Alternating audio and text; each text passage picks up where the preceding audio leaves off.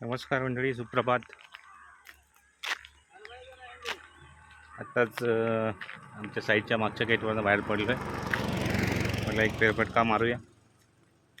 थोड्या वेळाने कामाला बसायचं आहे. एक 15-20 मिनटं आहेत. तर निसर्गाच्या सानिध्यात एक फेरफटका मारून येऊया म्हटलं. लोकांची वर्दळ चालू झाली आहे, रोजची कामं. गाड्यांची ये-जा बऱ्यापैकी आहे या रस्त्यावरनं. रस्ता उजवीकडे जो दिसतोय तो जातो लांजामध्ये, आणि माझ्या मागच्या बाजूला आहे जावडे गाव आहे. साधारण इथनं 8-10 किलोमीटरवरती आहे. आमचे फादर आंबे गोळा करत आहेत. इकडे रेंज आहे मोबाईलला, त्यांच्या खाली रेंज नाही. टाइमपास बसल्या साईडला हो, गाडी जात आहेत.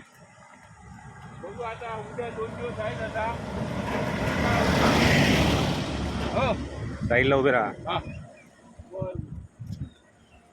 फोनवर बोलत असले की काय भान नसतं कसं.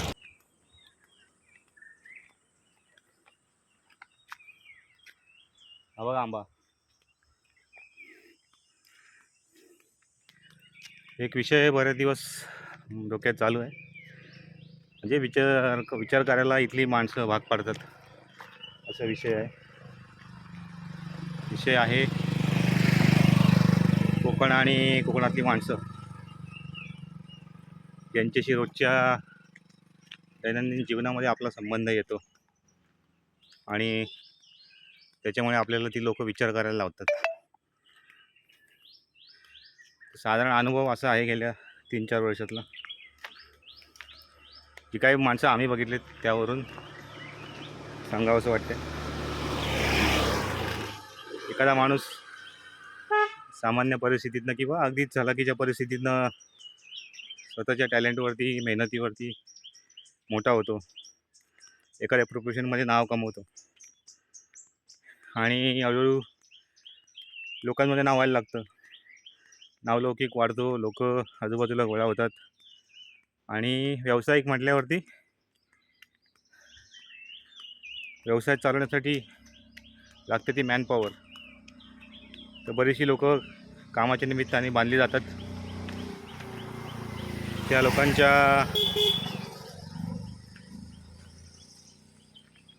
मेहनतीचा सुद्धा त्यांच्या यशामध्ये वाटा असतो, आणि हळूहळू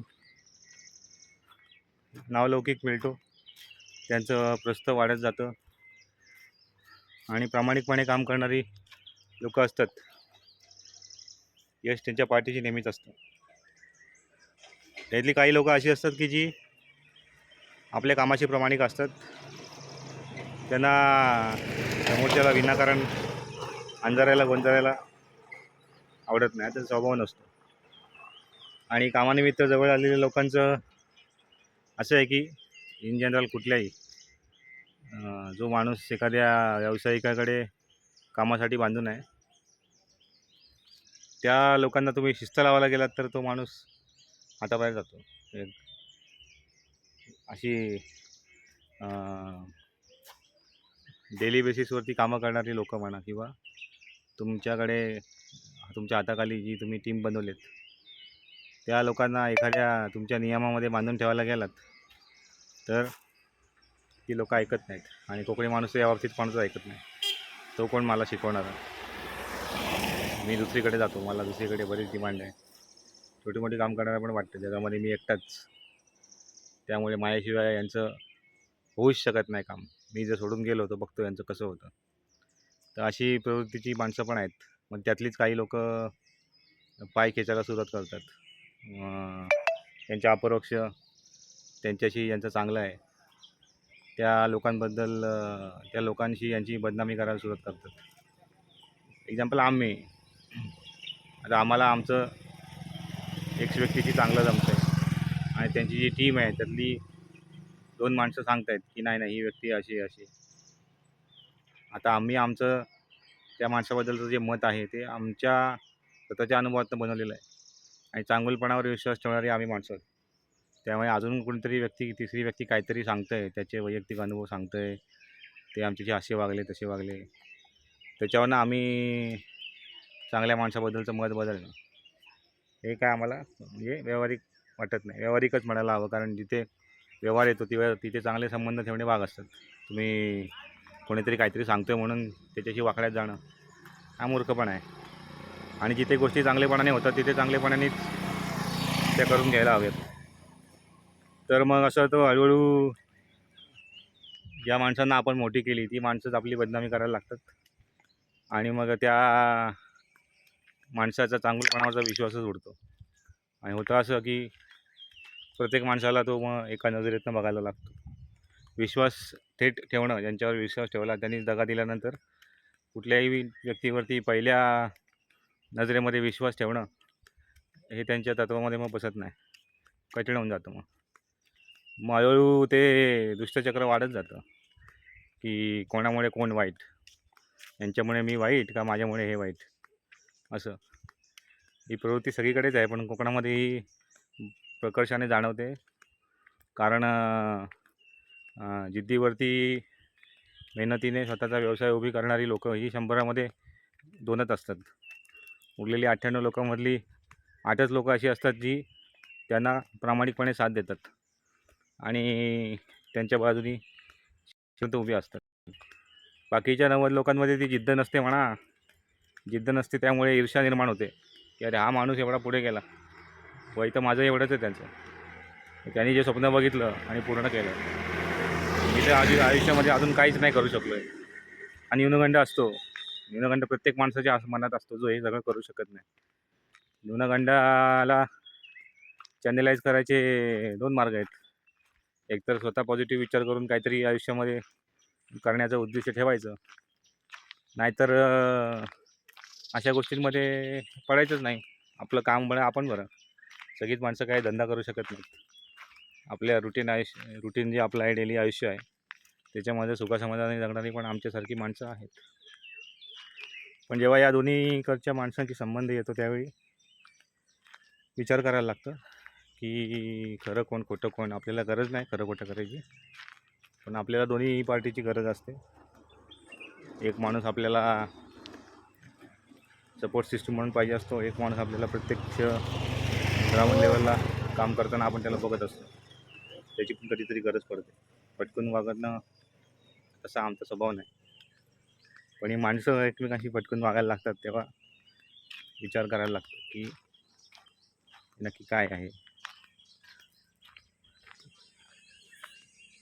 थोडासाच एक विचार मी मांडला, पण याच्या मागे माणसांचं खूप मोठं काय म्हणू आपण, विचार करायची खूप मोठी सायकॉलॉजी आहे याच्या मागे.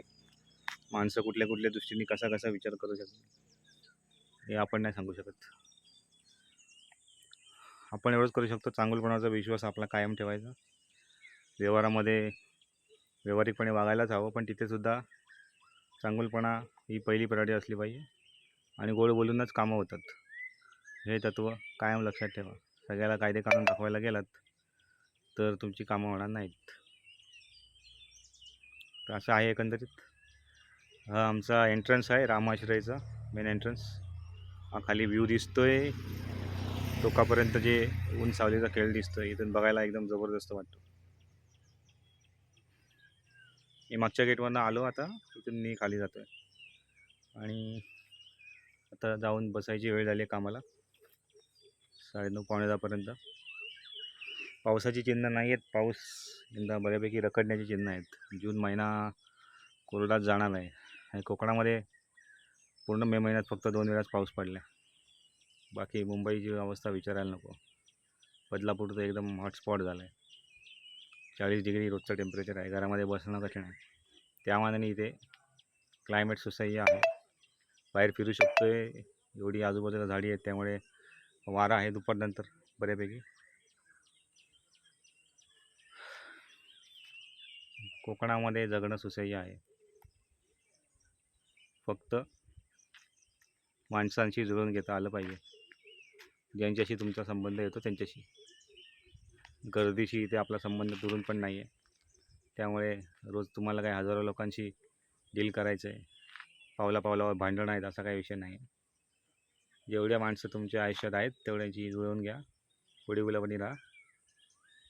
तुमचं आयुष्य इथे सुकर आहे. बस एवढंच सांगायचं होतं. 9:30-10 वाजत आलेले आहेत.